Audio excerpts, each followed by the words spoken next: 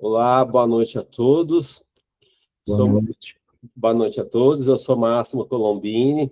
Estamos no 101º Encontro dos Médicos Poetas com Guilherme Loz e Ábido. Vai falar sobre poesia e neurociência. Com a palavra, Guilherme. Obrigado, pessoal. Obrigado, Máximo. Obrigado pelo convite. Obrigado pela presença de vocês. Só me apresentar, eu sou médico psiquiatra. Essa não é uma área de atuação minha, né, no sentido de pesquisa, né, não sou especialista nessa área, mas é um tema pelo qual eu me interesso. Mas a área da psiquiatria que eu faço é uma área mais organicista, né, então a área de neurociência é realmente uma área do meu interesse. E poesia correndo em paralelo aí nas nossas vidas, na verdade, né, que é a nossa área de nossos momentos de lazer. Então, uma ideia que eu já pensava e o Máximo me deu essa oportunidade para falar um pouquinho disso, né, não é esgotar o assunto, nada muito profundo, algumas pinceladas sobre essa ideia, algumas coisinhas que a gente sabe, que a ciência mostra, mas é muito mais para ser um papo gostoso entre a gente aí. Então, começando, né, acho que não poderia ser diferente, eu como psiquiatra, né, e nós como médicos de forma geral, defendemos aí alguns pilares de saúde geral e saúde mental como um todo, né, a gente sabe, saúde física, sono, dieta, atividade física, saúde emocional, a saúde social e a saúde cognitiva. Quando a gente vai tratar uma pessoa, a gente fala muito desses pilares, né, não só o uso de medicação, psicoterapia e tal. E a chavinha ficou um pouquinho deslocada, né, mas só para mostrar que quando a gente fala de poesia, a gente está buscando melhora desses 4 pilares, no mínimo em 3, né, olha que interessante, saúde emocional, social e cognitiva são fundamentais aí para que podem ser melhoradas, que a poesia tem um potencial nas nossas vidas, né.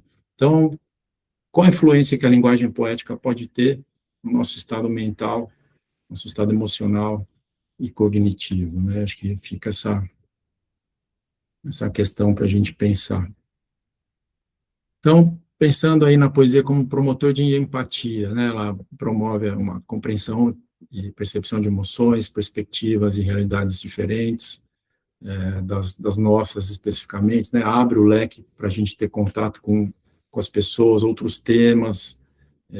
A poesia conecta a gente a uma teia da humanidade, né? Eu vi esse tema outro dia na filosofia taoísta, né? A teia invisível da vida, né? Eu acho que a poesia, trazendo empatia, conecta a gente nesses aspectos, traz esse aspecto de humanização, estimula a reflexão, resiliência, acesso a novas perspectivas também, né? Uma ampliação da nossa visão de mundo, identificação das nossas emoções, né, uma perspectiva melhor para a busca de autoconhecimento, percepção do outro também, e uma expansão da sensibilidade, né, buscando empatia, autoconsciência, acaba fazendo com que o ser humano consiga reconhecer melhor as suas emoções mais profundas, né, então traz aí uma série de benefícios.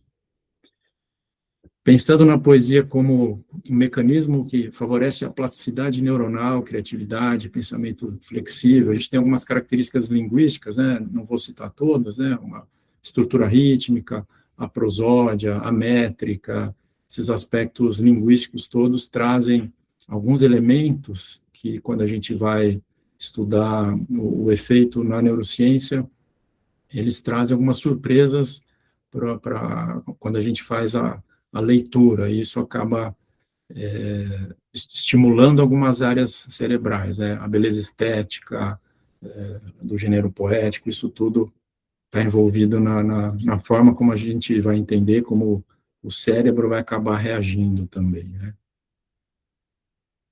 E acho que é o primeiro aspecto, né? Aliás, hoje está na moda, né? Tudo é dopamina, falta de dopamina, excesso. Você abre rede social, o pessoal só fala disso, né? Tá até uma coisa um pouco banalizada, né? Qual que é a função real da, da dopamina no nosso sistema nervoso central, né? Virou uma coisa meio realmente banalizada, mas a gente sabe, né? Que é um neurotransmissor super importante, que é liberado ali, principalmente em área tegumentar ventral e núcleo accumbens, fazendo parte ali na via mesolímbica, e está relacionada a diversas funções humanas, né, comportamento, memorização, raciocínio, memória, e aspectos relacionados a favorecimento de prazer, né, buscas de alimentação, paixão, a parte sexual também, a gente sabe que é um neurotransmissor que acaba sendo liberado nesses momentos.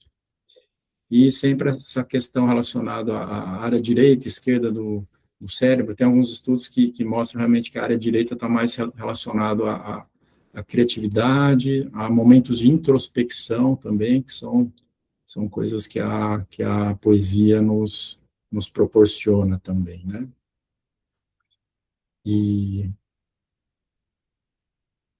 falando um pouquinho desses aspectos, o que acontece? A poesia, ela é entendida hoje em dia, né, ela ocorre, o nosso processamento não é só na área linguística, ela recruta uma série complexa que envolve algumas vias neuronais. Uma via especialmente importante é uma rede de modo padrão, que é uma via, inclusive, estudada em muitos transtornos mentais, principalmente transtornos de humor, depressão e ansiedade. Quando ela está muito hiperativada, ela é uma rede que favorece muito aqueles pensamentos que a gente chama de intrusivos, pensamentos ruminativos, que é um sintoma muito comum em quadros ansiosos e depressivos. Então, ela precisa estar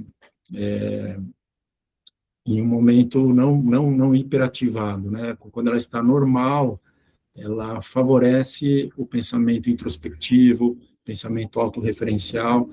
Então, alguns estudos mostram que a poesia traz essa normalização na rede de modo padrão, que os americanos chamam de Default Mode Network, né?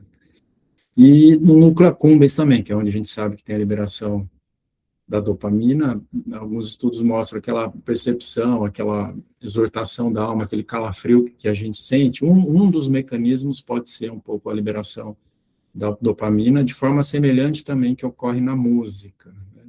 Apesar de que tem alguns estudos aí que a gente viu, são áreas diferentes, quando a gente sente essa emoção relacionada à música e quando ela é relacionada à leitura de uma poesia também. E o córtex pré-frontal, né, que é a nossa área mais relacionada à cognição, tomada de decisão, ela tem um papel aí de decifrar as ambiguidades e as camadas de significado quando isso vem, por exemplo, em situações que a gente lê metáforas, tal. Vou falar um pouquinho disso também. Então, tem esse aspecto de engajamento, né, que favorece o nosso estado de empatia. O aspecto, as métricas que a poesia traz, quando a gente lê, alguns estudos mostram, inclusive estudos de neuroimagem, mostram que elas induzem mudanças nos ritmos neurobiológicos. E alguns estudos, por exemplo, com eletroencefalograma, conseguem mostrar até uma atividade, principalmente ondas alfa, que leva a esse engajamento de estados de reflexão, e é onde atua também nessa rede de modo padrão, e apesar de você ficar em um estado mais de introspecção, isso acaba trazendo um estímulo tanto emocional quanto cognitivo. E essa percepção cerebral, eles colocam como uma quebra de expectativa, né? Quando a gente lê, por exemplo, uma rima inesperada, isso traz uma mudança na nossa perspectiva, isso traz um erro de previsão, é um aspecto ali que também se coloca que há uma liberação de dopamina, e isso mantém o cérebro engajado também na leitura, no prazer da percepção da poesia, né? E uma das coisas que são mais estimuladas, né, a empatia, e alguns estudos colocam ali uma rede de de conexões cerebrais que são ativadas também. A gente tem os neurônios espelhos, né, que são ativados quando você observa a emoção alheia, é uma área importante para a gente perceber o outro, né, ter uma percepção do que o outro está sentindo, pensando. o córtex pré-frontal, que estimula a empatia cognitiva, o controle emocional, ele une essa conexão emocional, que tem a ver com a empatia, com a compreensão cognitiva, que é entender a perspectiva do outro, né? E as regiões de ínsula e sistema límbico, que são regiões mais subcorticais, favorecem ali a resposta emocional, no aspecto da gente perceber situações que têm valência emocional, tanto positiva quanto negativa, né? A valência emocional positiva são sentimentos bons, favoráveis, e a valência negativa são sentimentos mais de cunho negativo, que a gente vê também muito em estados depressivos, né? E isso tudo traz mecanismo de recompensa, que também está ligado ali às vias dopaminérgicas, né, sistema mesolímbico, núcleo accumbens. Isso reforça a atitude empática, que gera retornos emocionais e incentivando a repetição desse comportamento. Alguns estudos com plasticidade mostram que esse reforço pode ocorrer através de um mecanismo de plasticidade neuronal chamado potenciação a longo prazo, que é o mesmo mecanismo também que está correlacionado à melhora de memória, quando a gente estuda, ele é muito ativado, né? E é um mecanismo neuroplástico que envolve ali algumas vias, inclusive alguns neurotransmissores, por exemplo, relacionados a, ao glutamato, e algumas outras vias que são estimuladas por magnésio e cálcio também, né? Algumas vias de neuroplasticidade. E como é que a gente correlaciona isso, né? A metáfora com a cognição corporificada. A cognição corporificada é uma teoria que vem trazer ali que a mente não é um aspecto separado do nosso ambiente, tanto o sistema sensório-motor como cognitivo, eles estão associados e tem uma integração maior com o meio ambiente, né? Então, isso mostra que o cérebro diferencia a figura de linguagem através de uma ativação de uma série de redes, né, de ambos os hemisférios, mas parece que tem uma correlação maior com a ativação do hemisfério direito, que está mais relacionado a esse processamento semântico e contextual, né, quando a gente compreende a ironia, humor, metáforas. E o hemisfério esquerdo, que a gente tem as áreas de Broca e Wernicke, é mais a compreensão literal, gramatical, fonológica. Então, através dessa interação, e a gente tem essa integração com memória e emoção, fazendo essa conexão córtico-límbica, sendo o córtex mais a área racional, a área de tomada de decisão, e a região límbica mais emocional. A gente busca esse conhecimento prévio por experiências emocionais, né, prévias, esse é o sentido conotativo que o cérebro entende, e a ativação da rede, através dessa memória de longo prazo, leva esse entendimento das metáforas, para a gente entender se é algo mais de cunho, né, conotativo, concreto, ou uma leitura mais subjetiva. E aí, daí também, dessa interação dessas vias que a gente percebe mais a subjetivação da palavra, né? E então fica essa diferenciação entre o literal e o figurado. Quando eu digo, né, ele teve um dia amargo, tem algumas áreas, alguns estudos de neuroimagem que a área do cérebro ligada ao paladar pode acabar sendo ativada de forma sutil. Escrevo ali, ouço, vejo mãos ásperas, a gente tem uma ativação em uma área ali mais sutil, mas uma certa ativação do córtex somatosensorial, né? Então, a metáfora é um estimulador, na verdade, né, pelo que a gente vê, de uma associação de diversas estruturas neuronais, né, ativa essa rede de memória e com a região cortical também. Então, acaba sendo um trabalho neuronal de associação de redes estruturais. Você tem essa estruturação da emoção abstrata, o cérebro avalia esse contexto, a entonação que a gente coloca, né, a prosódia, a métrica, e associa significados armazenados na memória para diferenciar uma frase, quando a gente precisa entender a frase, né, de forma literal ou figurada também. Então, por que que isso importa, né? A gente já tem algumas questões, assim, pelo que a neurociência fala, o cérebro frequentemente não distingue entre as experiências reais imaginadas com uma intensidade plena, né? Ambas as áreas são ativadas, mas a repetição desses pensamentos, as visualizações vívidas podem moldar crenças e gerar respostas fisiológicas que a gente sabe, né? A gente tem situações de estresse ou relaxamento que a gente percebe através de estruturas de pensamento. O ser humano pensando algo ali negativo, ele pode ter uma crise de pânico, né, com uma série de reações cardiovasculares. Então, isso influencia emoção e comportamentos também, né. Então, a poesia não é só uma expressão do ser humano, uma linguagem decorativa, né, ela tem sido entendida cada vez mais como estímulo neural mesmo, sendo que o prazer vem principalmente dessa quebra de previsão, a busca de uma expectativa diferenciada, isso gera um estímulo dopaminérgico. Então, se questiona se as metáforas podem servir realmente como um modulador de comportamento, pensamento, ter esse efeito neuromodulatório, favorecendo mesmo mecanismos neuroplásticos em algumas vias neuronais principais, né? Então, entender a neurociência da poesia mostra que a arte não é apenas um entretenimento, pode ser uma ferramenta de regulação emocional e expansão cognitiva, né? Então, ler poesia pode treinar o cérebro para lidar com incerteza e complexidades da nossa vida e ajuda a cultivar pensamentos positivos, gerenciar imagens mentais que podem influenciar diretamente a nossa saúde física e mental, né? Então, a gente já tem aplicações práticas quando a ideia é, né, quando se fala em mindfulness, né, na verdade você está buscando pensamentos positivos para buscar respostas comportamentais melhores, né? Não deixa de ser uma forma de neuromodulação. Então, a arte, nesse sentido, ela tem essa função que pode ser curativa também.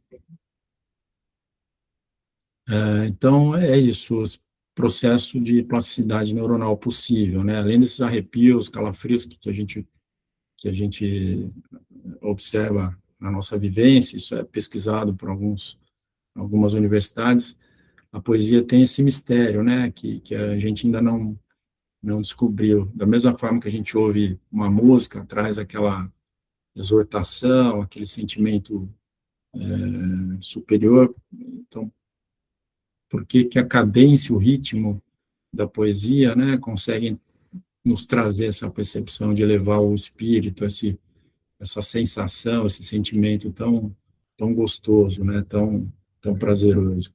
Será que é só o aspecto de liberação de dopamina ou tem algo mais, né?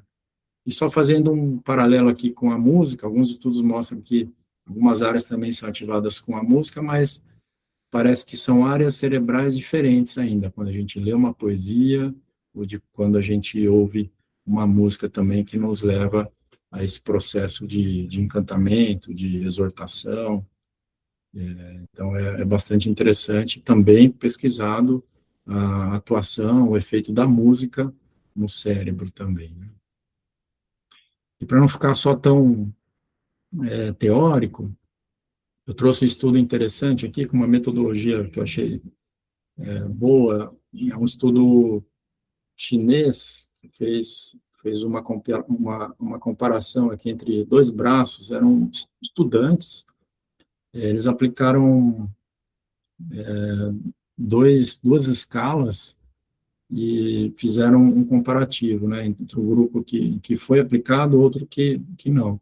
Pegaram uma amostragem, né, estudantes mais ou menos da mesma idade, da mesma universidade, e fizeram esse estudo experimental, aplicando essas escalas, foram por 15 dias. Usaram duas escalas validadas, né, uma para observar sintomas de saúde mental, né, sintomas obsessivo-compulsivos, sintomas depressivos, ansiedade, e uma outra escala são 16 itens de personalidade, né, falando mais de traços de personalidade, sem quantificar especificamente, né, sem nenhum dos dois traz, para trazer um diagnóstico de doença mental, né, como se fosse um,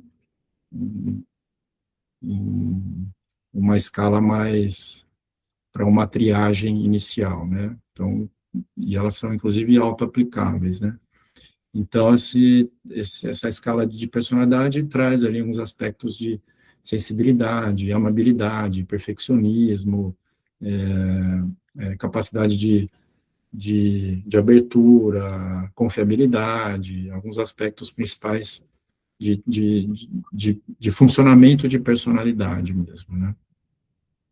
E aqui mostrou, quando se aplicou os dois grupos, que eram ali mais ou menos homogêneos, foram 50 homens, 50 mulheres, mais ou menos, foi o N.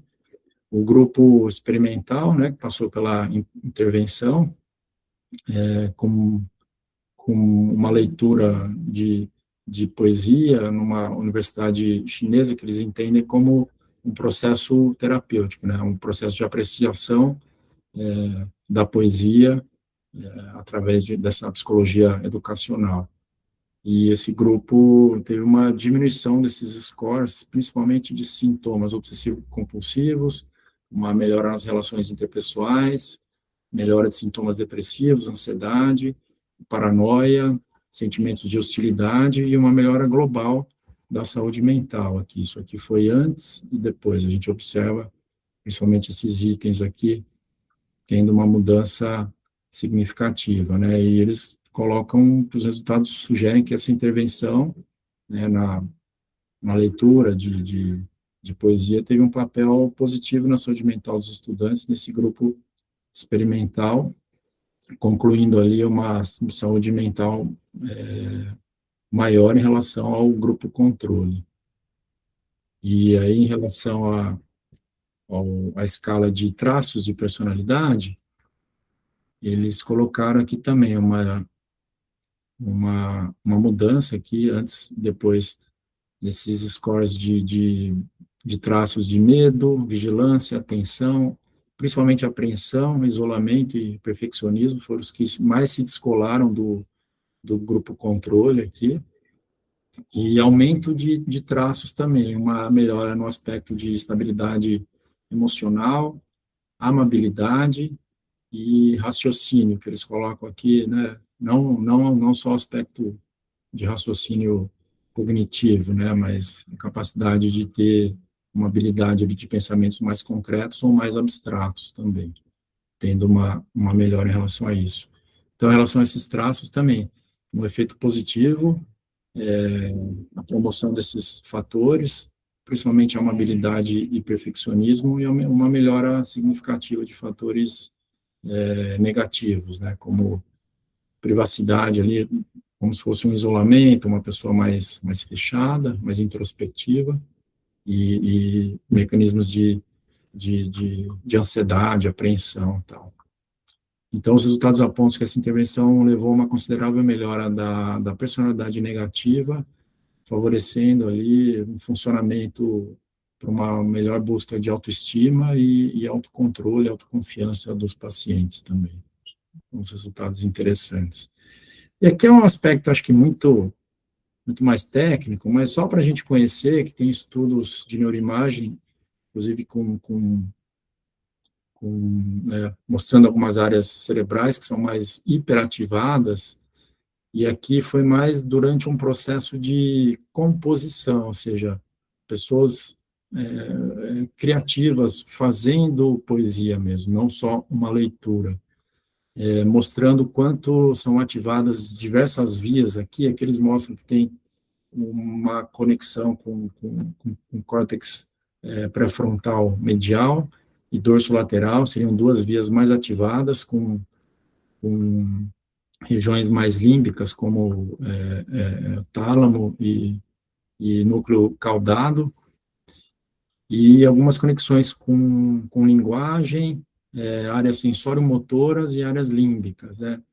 E eles mostram que esses traços contínuos seriam de pessoas que são mais expertises, né? Pessoas que escrevem com mais frequência, como se fossem escritores, eles têm uma área mais reforçada entre diversas vias aqui, corticais e subcorticais, e eles fizeram um comparativo com pessoas mais novatas, que escrevem poesia de forma mais, sem ser profissional, como a gente, né, a maioria de nós, e ele observa, às vezes, uma ligação menor aqui de regiões dorsolaterais da região do córtex pré-frontal, ligado a algumas estruturas subcorticais. E eles falam, muito interessante, eles falam que essa desativação que ocorre, às vezes é um processo já em duas fases de processo criativo.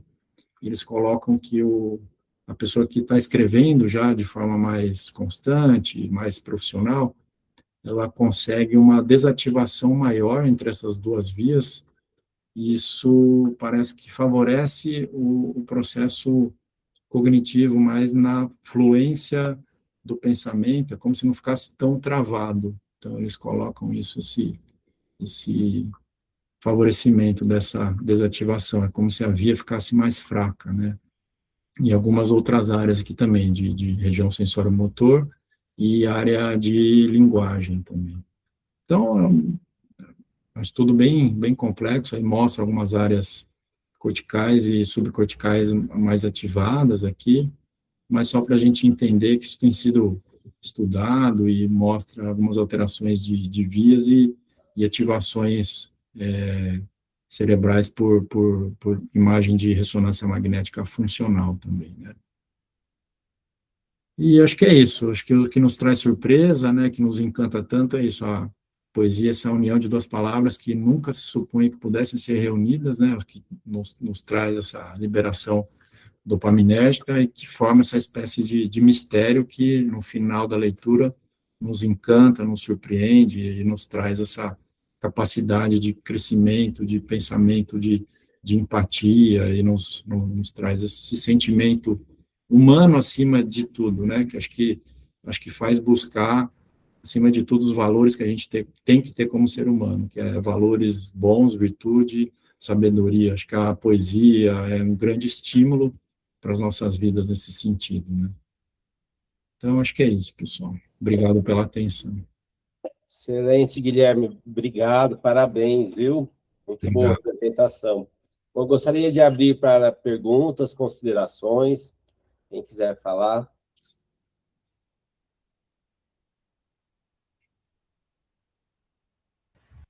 Oi, Márcio. Fernando, pode falar. Oi, realmente eu não tinha tido acesso ainda a tantos detalhes em relação à neurologia, né, com um aspecto da arte como a poesia. E é interessante ver como ele não ativa, às vezes de comum senso, a gente acha que ele ativa uma ou outra área cerebral, né? Mas ele é sistêmico, né? É como se ele envolvesse todo o cérebro, tanto na produção quanto na recepção dessa poesia, né? Nesse entendimento. É um conjunto complexo cognitivo. É muito interessante ver isso. Acho que é exatamente isso. Acho que a sua palavra foi perfeita, Fernando. É sistêmico, né? A gente ativa muitas áreas, desde as corticais, subcorticais, né? As conexões cerebrais são ativadas e, com a constância, elas tendem a ser reforçadas, né?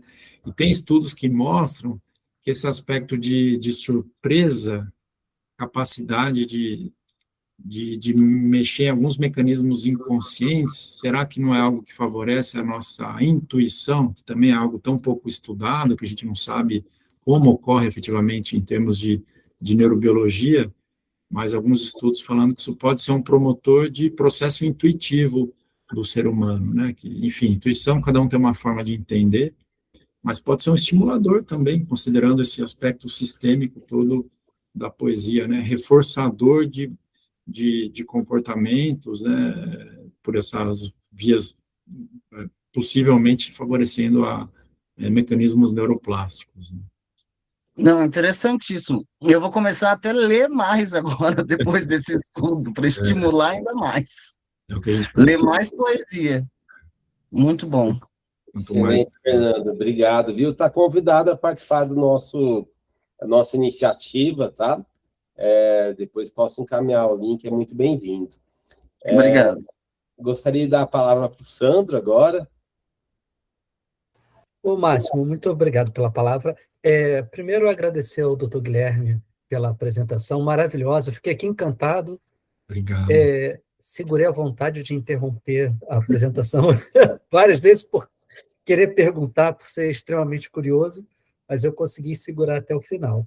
E me desculpar, porque quando eu entrei, eu acho que eu não dei boa noite para todo mundo, porque a minha tela estava reduzida, e por acaso estava o Dr. Guilherme e o Dr. Máximo. Então, me perdoe, Ângela, Conde Fernando, tem mais algumas aqui que eu não consigo ver, que a tela está pequena, então me desculpem. Agora, Dr. Guilherme, que interessante essa relação com a neurociência com a poesia. Eu anotei aqui os 2 estudos, inclusive, para depois dar uma lida, achei interessantíssimo. Muito obrigado pelo compartilhar esse conhecimento valioso. Eu que agradeço pela atenção. Eu tenho esses 2 estudos, se você quiser, depois eu posso passar para você, passa seu número aí, a gente manda para você. Perfeito, quero sim. Agradeço imensamente. Obrigado mesmo. Eu também quero. Opa, a gente manda. Excelente, também quero, viu, Guilherme? Pode Não, ir. gente, manda. Tem bastante coisa, tem bastante estudo, eu selecionei esses 2 que eu achei interessantes, né, uma metodologia boa, mas tem bastante coisa muito legal, muito interessante, e acho que é uma área que está crescendo, né, e é uma pena porque as pessoas tendem a ter mais interesse por livros de autoajuda, achando que vão buscar uma melhora de comportamento. E, claro, né, o apelo é melhor, mas talvez a grande melhoria nossa como um ser humano, né, uma pessoa que quer melhorar em todos os sentidos, talvez o melhor de tudo, melhor do que livro de autoajuda, seria ler poesia, né, mas o apelo não é tão grande, né, o interesse das pessoas não é tão grande, não é tão atrativo, tão apelativo quanto esses livros, 8 métodos para ser feliz, né, que atraem tanta gente, as pessoas leem, e não muda nada, né, é uma grande falácia. Agora, se as pessoas tivessem mais vontade de ler poesia, isso sim talvez pudesse ser um modificador cerebral a médio e longo prazo mesmo, né, mas a atratividade não é o que a gente tem aí, né, para as pessoas. É uma via mais difícil mesmo, mas talvez seja a única e verdadeira via, né, para a gente melhorar o comportamento, acho que de forma geral. Eu acredito muito nisso, nessa potência que a leitura de forma geral, né, não só a poesia, mas a leitura de forma geral tem, né, transformadora em todos os sentidos. A leitura, a música, você lembrou bem, arte, né, também foi falado aí, eu gostei muito. E é uma grande satisfação que você trouxe esse tema para a gente, e que a gente conta com a presença do Sandro, né, dos nossos amigos também. E quando a gente iniciou os Médicos Poetas, né, foi mais do que a intenção de ter um movimento literário, a intenção era promover felicidade, bem-estar, saúde, através da literatura e das artes, né? E tem todo um embasamento que a gente vai descobrindo aos poucos, né? Tem até, não sei se você conhece, tem uma sociedade americana de terapia poética, muito interessante, com todo o histórico, né, de uso de literatura na saúde mental, na saúde como um todo, e isso, de fato, dá muito resultado, né? Muitas vezes mais do que medicamentos, enfim. Sabe que, ouvindo o doutor falar, eu fiquei pensando uma coisa aqui, né? Ligado, né, com a alegria, né, felicidade, essa mudança, né, de estado. A gente não decora um texto, mas a gente decora uma poesia, né? E eu vejo, por exemplo, minha mãe e minhas tias, elas, né, naquela fase meio saudosista, tem uma poesia, e recita a poesia, e isso leva ela para um estado emocional diferente, né? Então, as pessoas realmente, elas decoram, né? Elas se expressam pela poesia, né? E acho que é esse efeito de relaxamento mesmo, né? Que isso que a gente falou, aquela rede de modo padrão que tem sido cada vez mais estudada, né? Quando ela está muito ativada, ela leva a sintomas ansiosos, ruminação e tal. E acho que traz um favorecimento. Quando a gente ouve música, esse processo de relaxamento, poesia, traz essa rede de modo padrão, dessa hiperativação para um estado mais normalizado. E tem estudo que mostra que o remédio faz isso, né? A medicação faz isso, a psicoterapia faz isso, né? Traz essa hiperativação, essa hiperexcitação para um estado de normalidade. Por que a poesia não traria, né? Então, a psicoterapia, através da poesia, tem todo o fundamento, né? Faz todo sentido, né? Faz todo sentido. E a poesia, ela desperta muito a criatividade, a capacidade de abstrair, né? E de inovar, e isso que a arte traz muito também, né, Milena? É muito legal a tua consideração, obrigado. Outra coisa que eu achei muito interessante no estudo é esse desenvolvimento da própria empatia, né? O quanto o cérebro, principalmente ali os neurônios espelhos, né? Quando a gente está em contato com alguma coisa ou alguma experiência em que a gente consegue se colocar no lugar, né, do autor ali, ou de quem produziu aquela poesia, isso vai desenvolvendo essa empatia, né, conseguir sentir o que o outro sente, e eu acho que é uma das coisas que mais anda escassa no mundo hoje, né, ainda mais esse mundo tecnológico, né, é você se colocar no lugar, você se espelhar, você ter esse retorno. Isso eu acho que é tudo, né? Empatia, que é o que mais deveria ser desenvolvido no ser humano, infelizmente parece que a gente está indo no caminho contrário, né? Tem uma filósofa que eu sigo, que é a Lúcia Helena Galvão, acho que vocês devem conhecer, ela é excelente, gosto muito dela, né? E ela fala que a raiz de todos os problemas é o individualismo, é o egoísmo, né? E acho que, às vezes, eu fico pensando, ela fala, não tem nada que seja além disso, porque com o egoísmo é o que tudo acontece, né? Os problemas como humanidade que a gente tem, a raiz está aí. Então, se você melhora isso, tudo tenderia a melhorar como um todo.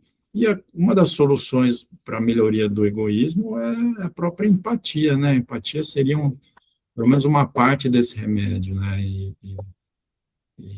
Mas, infelizmente, é difícil ver um desenvolvimento disso. Bom, excelente. Muito obrigado, Guilherme. Obrigado, Fernando. Obrigado. Mais alguém gostaria de comentar, fazer alguma consideração? Bom, então estamos indo para o encerramento.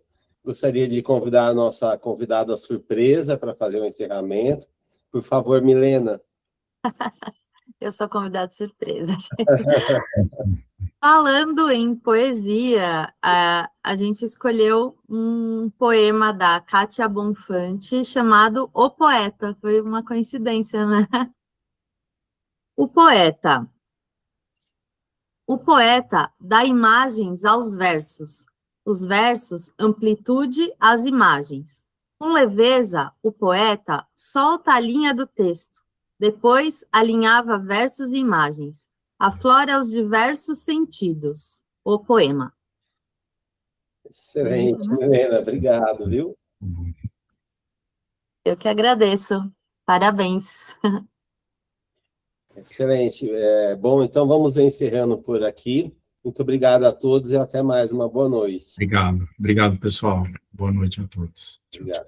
Boa noite, muito obrigado. Obrigado. Tchau, tchau.